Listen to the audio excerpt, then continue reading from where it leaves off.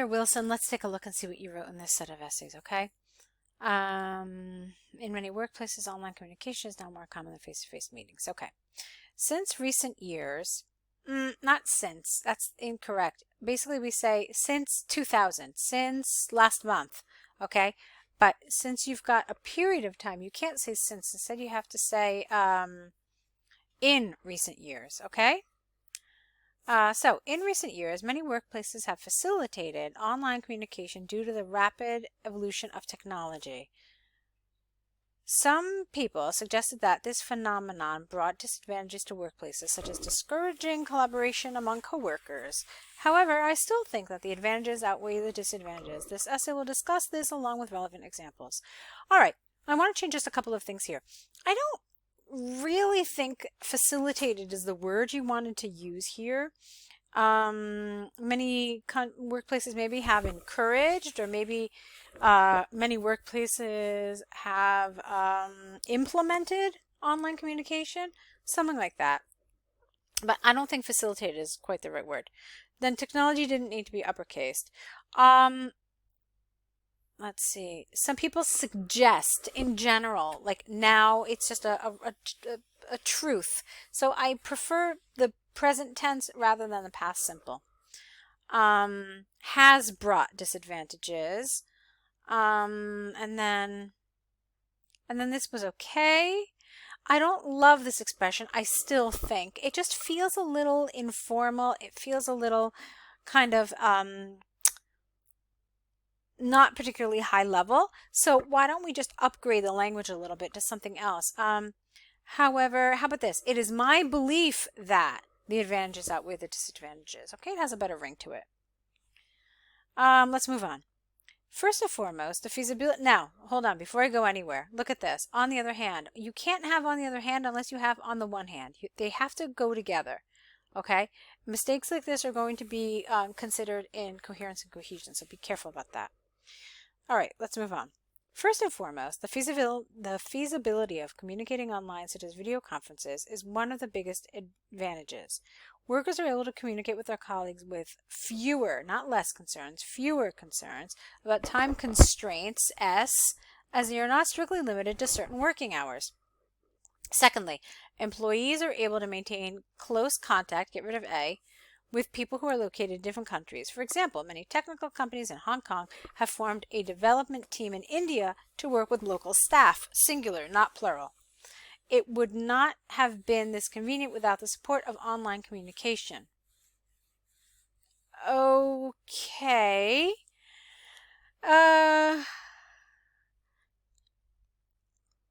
Let's move on.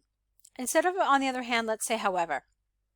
However, it is arguable that online communication discourages corporate employees' collaboration as they do not meet each other face-to-face as frequently, ly, while this also leads to a problem with employees' happiness from their work. For example, recent empirical research by the university, what university? The university. Tell us, which one?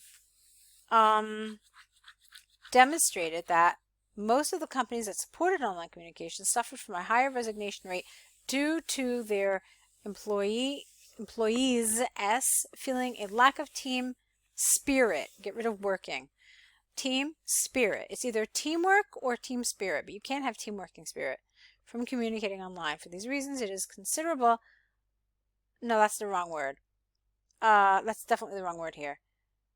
So for these reasons, it is clear that there are downsides of working online. In conclusion, although it could affect employee satisfaction from work, get rid of S and get from work, because that's what employee satisfaction means. It's implied that it's work. So although it could affect employee satisfaction, the much higher flexibility from online technology obviously outweighs the disadvantages. For decades, firms have been gaining numerous benefits by adopting, that's the wrong word, adopting to new technologies. It is predicted that online communication will only bring more and more benefits to companies in the foreseeable future. All right. I liked this. I mean, you had little grammatical things here and there, but they weren't, particularly serious. So yeah, I mean, on the whole, I liked it. I think in an ideal world, it would have been a little more developed. Okay. And as you progress in the course and you start, developing your style and getting more comfortable with the template, you can add to it and develop your answers a little more. So that for me was missing a little bit. I thought you could have added a little more. All right. But let's move on now to your task 1, okay? On the whole, it was good. You did a nice job. All right, this is the school subjects in Germany, so let's see what you wrote here. The pie chart indicates the popularity of school subjects in Germany in 2017. Popularity among science subjects went into 2 extremes. That's a strange expression, but let's put that thought on hold for a second. Physics was one of the most favorable subjects at 18.1%, where biology, yeah, you already said at the other extreme, but where biology was on the other side at only 7.1. A similar pattern was observed in arts subjects too, in which history and geography had a popularity of 22.5 and 6.4 respectively. Okay, you can't really call these arts. You could call them maybe liberal arts, okay? But not arts alone. I can't say I love this kind of organization, but I'm going to hold off on a conclusion until I actually read more, okay? On the other hand, students had a high preference for, not over, for math, which occupied 19.5% of the population.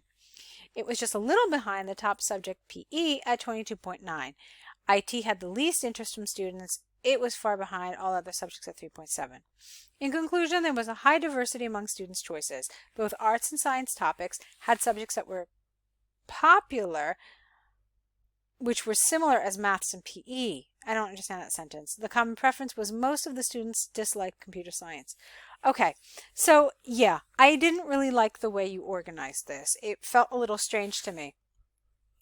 So for example, I don't understand why you decided to talk about science subjects first, why you decided to talk about physics. It just seemed rather random. You found a commonality and okay, that's good, but it didn't really make sense to start with physics, okay, and biology. What would have made sense is if you had started with So yeah, you could have said something like nearly a quarter of the popularity was held by PE. It was the most popular subject at 22.9%.